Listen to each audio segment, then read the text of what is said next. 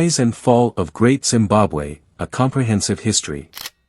Great Zimbabwe stands as one of Africa's most impressive and mysterious ancient cities. Located in present-day southeastern Zimbabwe, this medieval city was the heart of a powerful kingdom that flourished between the 11th and 15th centuries. Its impressive stone structures, sophisticated society, and vast trade networks make Great Zimbabwe a fascinating subject for historical exploration. This documentary delves into the origins, rise, peak, decline, and legacy of Great Zimbabwe, providing a comprehensive view of this remarkable civilization. The origins of Great Zimbabwe can be traced back to the Shona people, who began settling in the region around the 4th century. By the 11th century, they had established a thriving agrarian society, cultivating crops such as millet and sorghum and herding cattle. The region's fertile soil and favorable climate supported agricultural productivity, while its location allowed for the exploitation of rich mineral resources, including gold and copper. Architectural marvels, the Great Enclosure and Hill Complex. One of Great Zimbabwe's most striking features is its impressive architecture, particularly the stone constructions. The city is renowned for two main structures, the Great Enclosure and the Hill Complex. The Great Enclosure, the largest ancient structure in sub-Saharan Africa, the Great Enclosure is characterized by its massive, curving walls built without mortar. These walls, some of which reach heights of over 11 meters, 36 feet, enclose a series of smaller structures and an enigmatic conical tower. The purpose of the Great Enclosure remains debated, with theories suggesting it served as a royal palace, a temple, or a site for significant ceremonies. The Hill Complex, perched on a rocky hilltop, the Hill Complex consists of an array of stone ruins that offer commanding views of the surrounding landscape. This area is believed to have been the political and religious center of Great Zimbabwe, housing the elite and serving as the king's residence. The intricate stonework and strategic positioning reflect the sophistication and organizational capabilities of the builders. Societal structure and economy. Great Zimbabwe was the heart of a complex society marked by a hierarchical structure and a diverse economy. The king and the elite resided within the city's stone enclosures, while commoners lived in mud brick houses surrounding the central complex. The society was stratified, with social status influenced by wealth, occupation, and lineage. The economy of Great Zimbabwe was multifaceted, relying on agriculture, cattle herding, mining, and trade. The city was strategically located to facilitate trade across southern Africa, connecting the interior with the coast. Gold mining and trading played a crucial role, with Great Zimbabwe becoming a hub for the export of gold to the Swahili coast, where it was traded with Arab and Indian merchants. The city also imported luxury goods such as porcelain, glass beads, and textiles, highlighting its extensive trade networks. Trade networks and cultural exchange. Great Zimbabwe's prosperity was inextricably linked to its role in regional and long-distance trade networks. The city was part of the Indian Ocean Trade Network, which connected Africa with Asia and the Middle East. Gold, ivory, and copper were among the primary exports, while imports included glass beads, Persian ceramics, and Chinese porcelain. These trade connections facilitated cultural exchanges, influencing the material culture and technological advancements of Great Zimbabwe. Archaeological evidence, such as the discovery of exotic artifacts from distant lands, underscores the city's significance in global trade. The influx of foreign goods and ideas contributed to the development of a cosmopolitan society, with elements of African, Arab, and Asian cultures intermingling. The peak of Great Zimbabwe. Great Zimbabwe reached its zenith between the 13th and 15th centuries. During this period, the city expanded significantly, with the construction of additional stone structures and the growth of its population, which is estimated to have been between 10,000 and 20,000 people at its peak. The kingdom's influence extended over a vast area, with smaller settlements and satellite states acknowledging the authority of Great Zimbabwe's rulers. The city's wealth and power were reflected in its monumental architecture, intricate craftsmanship, and the accumulation of luxury goods. The ruling elite wielded considerable influence, controlling trade routes and resources, and maintaining a network of alliances and vassal states. Decline and abandonment. The decline of Great Zimbabwe began in the late 15th century, culminating in its eventual abandonment by the early 16th century. Several factors contributed to this decline. Environmental degradation, overexploitation of natural resources, including deforestation and soil depletion, likely strained the region's agricultural capacity, making it difficult to sustain a large population. Trade shifts, changes in trade routes and the emergence of new trading centers, such as Sofala on the coast, may have diminished Great Zimbabwe's economic importance, reducing its control over regional trade. Political instability, internal strife, succession disputes, and the fragmentation of the kingdom could have weakened the central authority, leading to social and political instability. Overpopulation. The city's rapid growth may have outstripped its ability to provide for its inhabitants, leading to food shortages and social unrest. Despite its decline, the legacy of Great Zimbabwe endured. The Shona people continued to inhabit the region, and the memory of the great city persisted in oral traditions and local folklore. Rediscovery and legacy. Great Zimbabwe remained largely unknown to the outside world until the late 19th century, when European explorers and archaeologists began to uncover its ruins. Early interpretations, influenced by colonial biases, often dismissed the idea that such an impressive civilization could have been built by Africans. Instead, they attributed the structures to foreign builders, such as the Phoenicians or Arabs.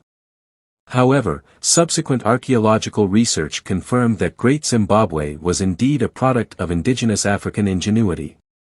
Excavations revealed the sophistication of the city's construction techniques, its complex society, and its extensive trade connections. Today, Great Zimbabwe is recognized as a symbol of African heritage and pride. It is a UNESCO World Heritage Site and a source of national identity for Zimbabweans. The ruins attract tourists and scholars from around the world, serving as a testament to the achievements of Africa's past civilizations. Conclusion. The story of Great Zimbabwe is a remarkable chapter in African history. From its humble beginnings as a small settlement to its rise as a powerful kingdom and trading hub, the city exemplifies the ingenuity, resilience, and cultural richness of its people. Despite its eventual decline, the legacy of Great Zimbabwe endures, offering valuable insights into the history and heritage of Southern Africa. This documentary has only scratched the surface of its fascinating story, inviting further exploration and appreciation of this extraordinary ancient city. The Kingdom of Kush, a comprehensive history. The Kingdom of Kush, an ancient African empire centered in the region of modern-day Sudan, stands as a testament to the resilience, cultural richness, and strategic importance of the African continent. Flourishing from around 1070 BCE to 350 CE, Kush was known for its powerful rulers, monumental architecture, and dynamic interactions with neighboring civilizations, especially ancient Egypt. This documentary will take a detailed look at the origins, rise, zenith, decline, and enduring legacy of the Kingdom of Kush, highlighting its significant contributions to African and world history. Origins and early development. The Kingdom of Kush emerged in the Nubian region, a stretch of the Nile Valley between the First and Sixth Cataracts. This area, rich in natural resources like gold, copper, and ebony, supported early human settlement in complex societies from as early as the 4th millennium BCE. Nubia's strategic location facilitated interactions between sub-Saharan Africa and the Mediterranean world, making it a cultural and economic crossroads.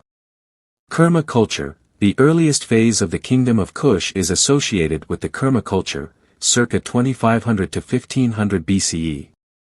Kerma, located near the Third Cataract of the Nile, became a significant urban center. Archaeological evidence reveals sophisticated mud brick architecture, elaborate burial practices, and a thriving economy based on agriculture, trade, and metallurgy. Kerma's interactions with Egypt were marked by both trade and conflict, setting the stage for the region's complex relationship with its northern neighbor. The rise of the Kingdom of Kush. After the decline of the Kerma culture, the region experienced a period of decentralization.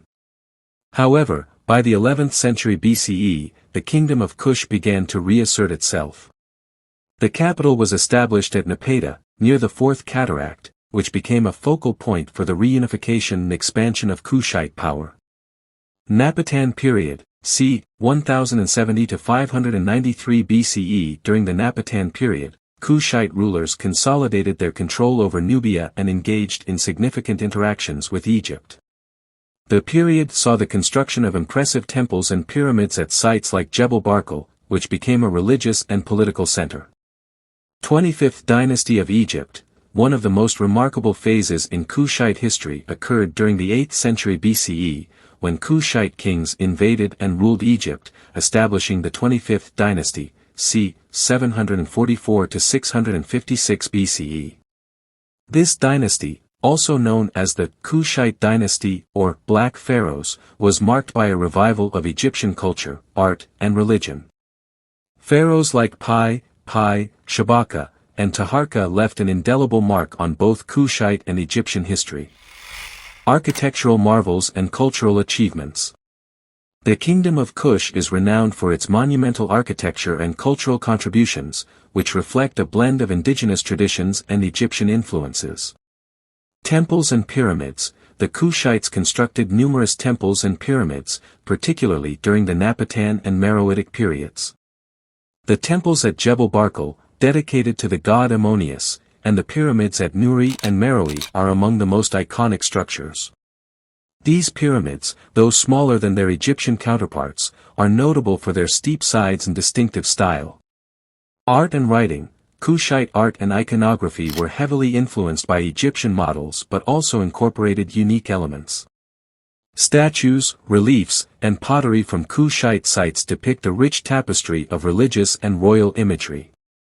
Additionally, the Meroitic script, developed during the later phase of the kingdom, represents one of the earliest writing systems in sub-Saharan Africa, although it remains only partially deciphered. The zenith of Kush, Meroitic period, c. 593 BCE 350 CE. The Meroitic period marks the height of Kushite civilization. Following the relocation of the capital from Napata to Meroe around 593 BCE, the kingdom experienced a period of prosperity and cultural florescence. Economic prosperity. Meroe, situated near the Sixth Cataract, benefited from its strategic position along trade routes and its access to iron ore deposits. The city became a hub of iron production, with evidence of extensive smelting and blacksmithing activities. Trade flourished, with Kushite merchants exchanging goods like iron tools, gold, ivory, and textiles with neighboring regions, including the Mediterranean and the Arabian Peninsula. Political stability and expansion. The rulers of Meroe maintained a strong centralized government and expanded their territory through military campaigns and diplomacy. They exerted influence over a vast region, extending their reach into the Central African interior and the Red Sea coast. The kingdom's political and economic stability allowed for significant cultural development. Religious practices. Religion played a central role in Meroitic society. The worship of Ammonius continued to be prominent, alongside other deities such as Apidmak, a lion-headed warrior god unique to Kush. Royal and elite burials in pyramid complexes, accompanied by elaborate grave goods, reflect the importance of religious rituals and beliefs in the afterlife. Decline and fall of the Kingdom of Kush. The decline of the Kingdom of Kush began in the 4th century CE and was influenced by a combination of internal and external factors. Economic challenges. Over time, the economic foundation of Kush began to weaken. The depletion of natural resources, particularly iron and gold, coupled with changing trade routes, reduced the kingdom's economic power. The rise of the Aksumite Empire in the east also diverted trade away from Kushite territories. Environmental factors. Environmental changes, including desertification and shifting agricultural patterns, likely contributed to the kingdom's decline. The region's ability to sustain its population and agricultural productivity diminished over time. Military pressures. The Kushite kingdom faced increasing pressure from external enemies. The Roman Empire, which had established control over Egypt, launched military expeditions into Nubia. Additionally, the rise of the Aksumite Empire posed a significant threat. In the mid-4th century CE, the Aksumite king Ezana launched a successful campaign against Meroe, leading to the fall of the Kushite capital. Rediscovery and legacy. After its decline, the kingdom of Kush faded from historical records, but its legacy persisted through local traditions and archaeological remains. The ruins of Kushite cities, temples, and pyramids stood as silent witnesses to the kingdom's grandeur. Archaeological rediscovery. The rediscovery of Kushite history began in the 19th century with the explorations of European travelers and archaeologists. The work of scholars like Carl Richard Lepsius and George Reisner brought to light the rich archaeological heritage of Nubia. Excavations at sites like Kerma, Napata, and Meroe have revealed invaluable insights into Kushite civilization. Modern recognition. Today, the Kingdom of Kush is recognized as a crucial chapter in African history. The UNESCO World Heritage Sites at Jebel Barkal and the archaeological sites of the island of Meroe testify to the kingdom's historical significance. Efforts to preserve and study these sites continue, contributing to our understanding of Africa's ancient past. Conclusion. The Kingdom of Kush, with its enduring legacy of architectural marvels, cultural achievements, and historical significance, stands as a testament to the rich and diverse history of Africa.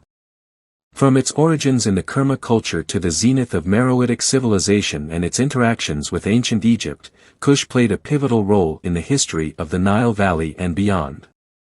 This documentary has explored the rise and fall of this remarkable kingdom, highlighting its contributions to human civilization and its enduring influence on the cultural heritage of Africa. Thank you for sticking to the end. If you haven't liked or subscribed to the channel, please endeavor to do that. See you in our next video.